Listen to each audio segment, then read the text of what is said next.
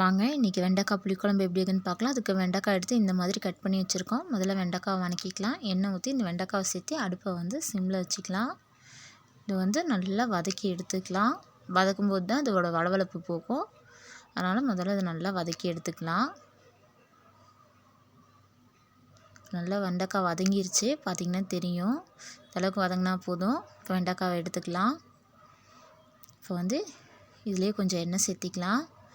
1/2 spoon சோம்பு, 1/2 spoon ஜீரகம், 1/4 spoon வெந்தயம் எடுத்துருக்கோம். அதை சேர்த்து நல்லா வதக்கிக்கலாம். இப்போ கட் பண்ணி வச்சுருக்க பெரிய வெங்காயம் எடுத்துக்கலாம். இன்றைக்கி ஒரு 3 பெரிய வெங்காயம் எடுத்துருக்கோம். அப்புறம் ஒரு 10 பல் பூண்டு எடுத்து இதை நல்லா வதக்கிக்கலாம். வெங்காயத்துக்கெல்லாம் வதக்கி அரைச்சி ஊற்றி வைக்கும்போது தான் குழம்பு டேஸ்ட்டாக இருக்கும். இது நல்லா வெங்காயம் வதங்கட்டும், வெங்காயமும் பூண்டும். இப்போ ஒரு 4 தக்காளி கட் பண்ணி வச்சுருக்கோம்.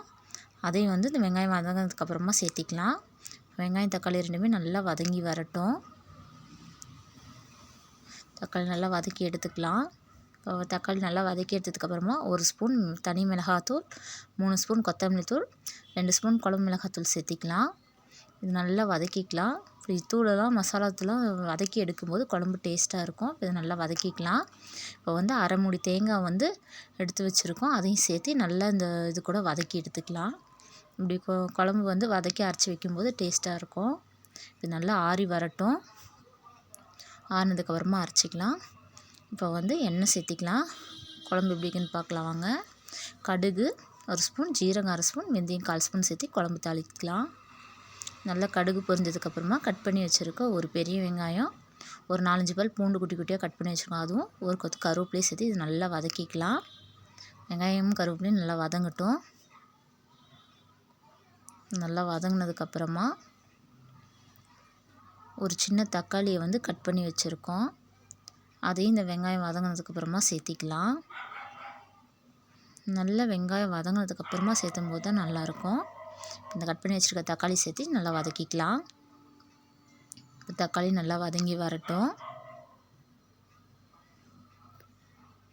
நல்லா வதங்கி வந்ததுக்கப்புறமா நம்ம ஏற்கனவே வதக்கி வச்சுருக்க வெண்டைக்காவை சேர்த்திக்கலாம். இதில் வெண்டைக்காய் சேர்த்து ஒரு வதக்கிக்கலாம்.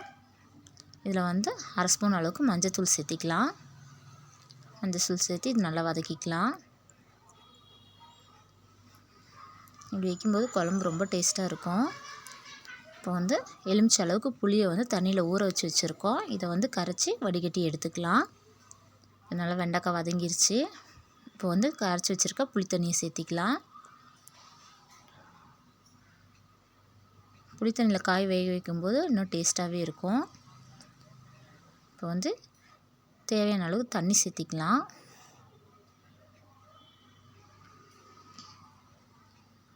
இப்போ குழம்புக்கு தேவையான அளவுக்கு கல்லுப்பு சேர்த்திக்கலாம். இந்த அளவுக்கு சேர்த்திக்கலாம். பத்தலைனா கூட திரும்ப சேர்த்திக்கலாம். சரியாக இருந்தால் விட்டுறலாம். இப்போ இது நல்லா கொதித்து வரட்டும்.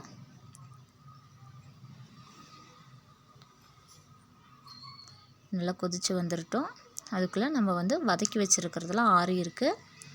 அதை நம்ம அரைச்சிட்டு வந்துக்கலாம். பார்த்திங்கன்னா தெரியும், நல்லா ஆறிடுச்சு. இதை மிக்ஸி ஜாரில் சேர்த்து அரைச்சிட்டு வந்துடலாம். தேவைப்பட்டால் கொஞ்சம் தண்ணி சேர்த்தி கூட அரைச்சிக்கலாம். இந்தளவுக்கு நல்லா அரைச்சிட்டு வந்தாச்சு. இதை பார்த்திங்கன்னா தெரியும், நல்லா கொதிச்சிட்ருக்கு குழம்பு. இதில் சேர்த்திக்கலாம். சேர்த்திக்கிட்டு மிக்ஸி ஜாரில் கொஞ்சம் தண்ணி சேர்த்தி அதையும் சேர்த்திக்கலாம். நல்லா குழம்பு கொதித்து வரட்டும். இப்போ இது ஒரு தடவை கலக்கி விட்டுக்கலாம். குழம்பு கொஞ்சம் நேரம் வேகமாக வச்சுட்டு அப்புறம் சிம்மில் வச்சிடலாம். குழம்பு நல்லா கொதித்து வெண்டைக்காய்லாம் வெந்து வரட்டும். இப்போ பார்த்திங்கன்னா தெரியும், நல்லா குழம்பு கொதித்து சிம்மில் வச்சுருந்தேன். இப்போ நல்லா குழம்பு ரெடியாகி வந்துருச்சு. அவ்வளோதாங்க, வெண்டைக்காய் புளிக்குழம்பு ரெடி. நீங்களும் செஞ்சு பாருங்கள், சூப்பராக இருக்கும். வீடியோ பிடிச்சிருந்தால் லைக் பண்ணுங்கள், ஷேர் பண்ணுங்கள், சப்ஸ்கிரைப் பண்ணுங்கள். தேங்க்யூ.